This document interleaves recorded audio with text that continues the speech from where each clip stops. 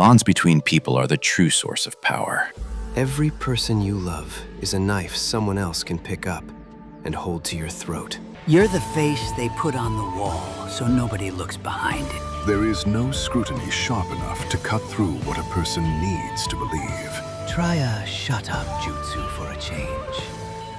My name is Uzumaki Naruto. Today, I am surrounded by my biggest foes. Bonds between people are the true source of power. Cut them, and you're just strong. Keep them, and you become something that actually matters. Yeah, bonds. The kind that chained Itachi to wiping out his own family so Konoha could sleep at night. The Uchiha's greatest power was making the world into illusion, but it was the bond to this village that turned that illusion back on them. Trapped them in a loyalty they couldn't question, couldn't refuse. The ones who could imprison anyone ended up the most imprisoned of all. That wasn't the bond. That was Danzo. That was a man who looked at loyalty and decided it was a tool. Don't put his crime on the feeling. The feeling is what gave him the handle. You can't separate them. And before you make this about one corrupt man, I left, walked out, chose Orochimaru, cut every tie I had. And I got stronger. Fast. Faster than I ever would have staying inside that village, being managed and protected and kept comfortable. It worked. Right up until you killed Itachi and the truth came out. All that power, and you came apart in one night. Not because someone beat you, because you were alone with something no person should ever be alone with. That's not strength. That's just damage with good aim. And your bonds put targets on everyone around you. Jiraiya in the rain. Niji on the ground. Pain leveling the whole village, while you weren't even there. You want to talk about what love costs? Look at your own body count first. I know every one of those. I'll carry them until I'm dead. But that's exactly what I'm saying. I felt all of it because they were real to me. Not leverage, not liability, people. That's the difference between us. Feeling more doesn't make you stronger. It makes you slower. It makes you hesitate at the wrong moment, mourn at the wrong time, drag dead weight into fights that need clarity. Every person you love is a knife someone else can pick up and hold to your throat. I stopped handing out knives. That's not emptiness. That's discipline. No, it makes you worth something. And in the end, you came back. Not because I beat you, because somewhere in all that isolation, nothing added up without someone on the other side of it. I came back, and then I left again. I still work alone. I still move alone. The difference between us isn't that you proved me wrong. It's that I chose to protect something instead of destroy it. The method didn't change. What I decided to point it at did. Don't rewrite that into a conversion. It wasn't. So bonds, the thing that put a sword through Rin and called it necessary. You want to build a philosophy on that. That's not what bonds did to Rin. You're the face they put on the wall, so nobody looks behind it. Danzo ran the shadows for decades, killing, erasing, deciding who lives and who gets used, while the Hokage smiled and signed papers. You're a mascot with a headband. The handle got unplugged before you were born, and you still think you're holding the knife. You burned villages. You leveled countries. You want to talk about people being used? You were Madara's longest-running tool, and you called it revolution. At least I knew what I was fighting against. You wanted to be Hokage your whole life, screaming about change, about the broken system, about everyone being acknowledged. And then you got the chair. And what changed? Same walls, same hierarchy, same village that sacrificed the Uchiha clan and filed it away. You didn't reform anything. You became the thing you were yelling at. That's not... How's the performance going? Missing Himawari's birthday because the village needed its Hokage. Sending a shadow clone to sit next to Hinata and calling it presence. The clone remembers everything. The words, the timing, the right face to make. Everything except what it actually feels like to be there. And Boruto saw through it before you even noticed he was looking. Your own son. The bonds you built your whole life on. How are those working out? I might be failing as a father. I know that. Himawari's birthday, the clones, Boruto looking at me like he's already grieving someone still alive. I know every single one of those. But I wake up every morning knowing what I got wrong and trying to close the gap. That's still something. You didn't fail at being a father. You failed at being a person. You looked at one wound and decided it was a verdict on everything. On the world, on people, on the whole idea that any of it is worth showing up for. And then you handed 20 years to a man who needed you broken to be useful. Don't sit my failures next to yours like they're the same weight. I'm still in the fight. You tapped out and called it enlightenment. So bonds are the source of power, and the most powerful man in the village can't sit at his own dinner table without sending a substitute. You proved the argument better than I could. Yeah, I'm not perfect at it. I'm terrible at it sometimes. But Himawari still runs at me when I walk through the door. Hinata is still there. Boruto still comes back even when he's furious. Not because they have to. Not because they're asleep and don't know any better. Because they choose to. Every single day they choose to. You wanted a world where nobody could leave. I live in one where they can, and they stay anyway. That's not a system. That's not a philosophy. That's just real. And you know what that feels like. Before Rin, before Madara handed you a reason to stop being a person. You had Kakashi. You had your team. You had a dream that looked exactly like mine. That wasn't nothing. That was everything, and it's not too late to say it mattered. Breaking the cycle of hatred is possible. I carried that claim before you could walk. I believed it. Yahiko believed it.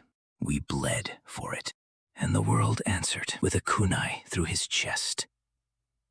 So I want you to be precise.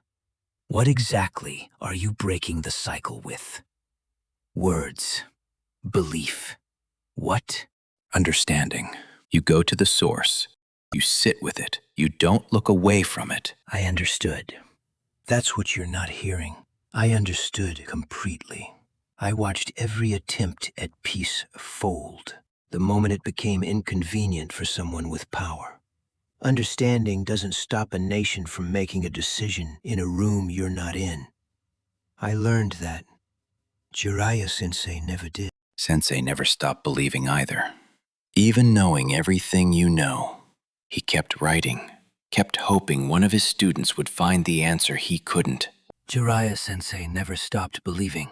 You're right. He also never stopped leaving. He planted the dream and moved on to the next village, the next student, the next chapter of his book. Nagato stayed. I watched everything he taught us get buried in real ground, with real names on it. He got to die still writing. I had to keep living after the page ran out. That's not the same dream. That's not even the same grief. He came back for you at the end.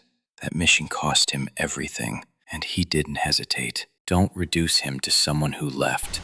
He came back to stop me, not to answer me. He had no answer. He went into that water with nothing but the belief that you would figure out what he couldn't. That's not faith. That's an incomplete sentence. He handed you to finish. Then I'll finish it. That's enough for me. You ended the war, shook hands with the other Kage, and the small nations are still footnotes. The ones that bled the most signed a peace written by the people who caused it. You didn't break the cycle. You gave the people at the top a reason to pause it. You're describing day one. I know it's incomplete. I know the ground is still uneven, but your answer to an incomplete peace was to level everything and and start from terror. How many people who had nothing to do with any of it paid for that logic? Konoha paid. And it's still standing. Still the center of everything.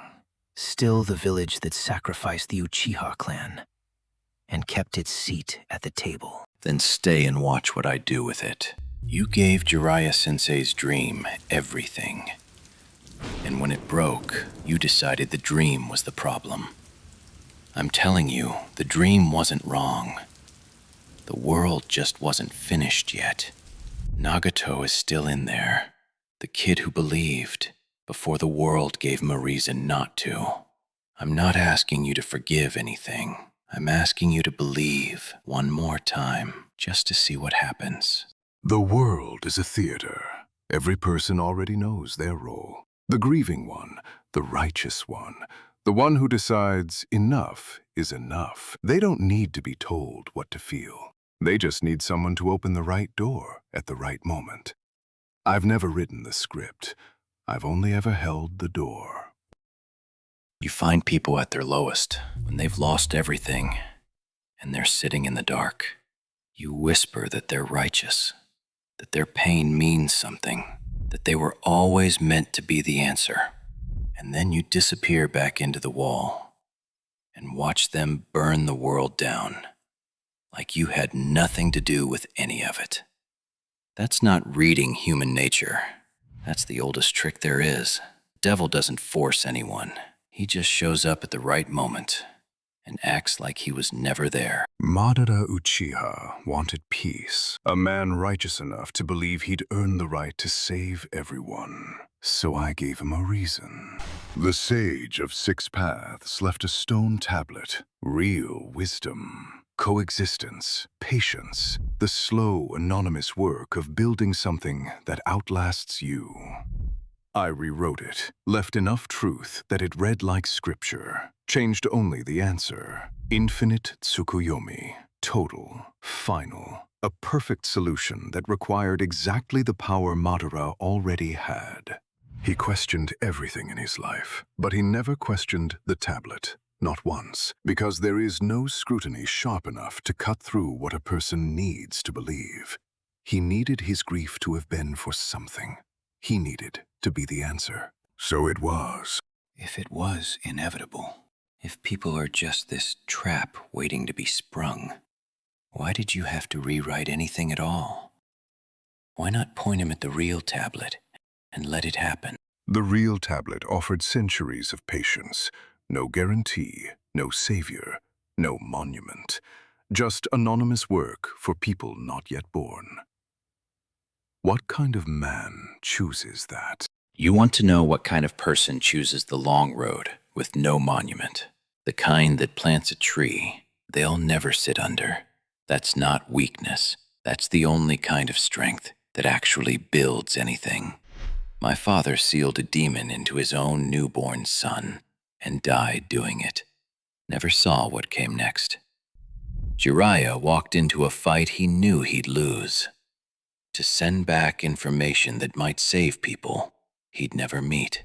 Neji died for a kid he once thought fate had already written off. You never included them in your plan because they were useless to you. But they were there. They were always there.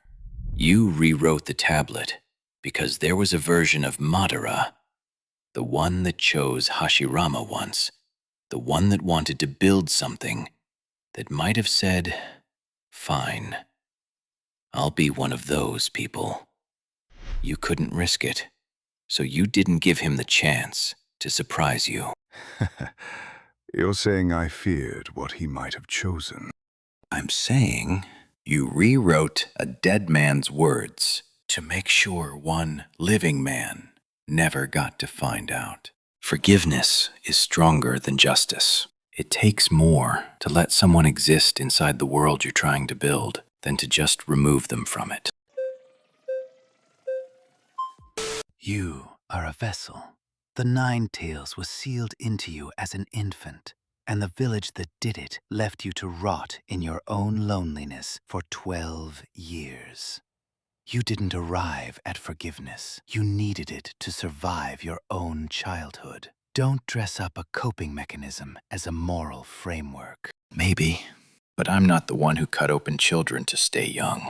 Tell that to the parents whose children I experimented on. Your forgiveness didn't bring them back. It just let me keep breathing.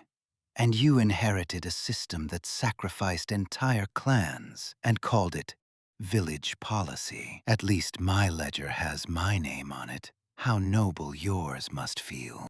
I haven't forgiven you. I want to be honest about that.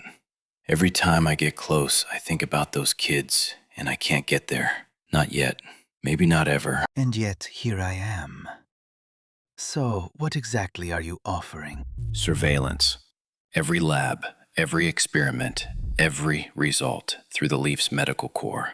You don't move without us knowing. Mitsuki grows up in the village around the people you tried to destroy. That's not a reward. Those are the terms. And for what it's worth, the war, bringing back the previous Hokage when we needed them, I saw it. It didn't erase anything, but I saw it. I have a new recommendation for you, Naruto. Try a shut-up jutsu for a change. You talk about forgiveness like it costs you something. You're the Hokage. You kept me alive because I'm useful. That's not mercy. That's resource management with a good story attached. Justice would have been easier. Nobody would have questioned it. You on trial, sentence carried out, case closed. I chose this instead, not because you deserve it, because the alternative was me deciding I get to be the one who draws the final line on a human life. The second I become that person, I'm not solving anything. I'm just adding another name to the ledger. Yours would not be the last. So this is what justice looks like from where I'm standing. You don't get freedom. You don't get clean hands. You spend whatever is left of your life inside these walls, inside these terms, saving the lives you spent decades taking. Every child that walks out of your medical research alive is the sentence. No trial, no execution, just you, for the rest of your life, carrying what you did and turning it into something that matters. That's not mercy. That's the longest punishment I could build. You are either the greatest fool I've ever kept alive, or something I still haven't fully accounted for. Like and subscribe if you liked the content.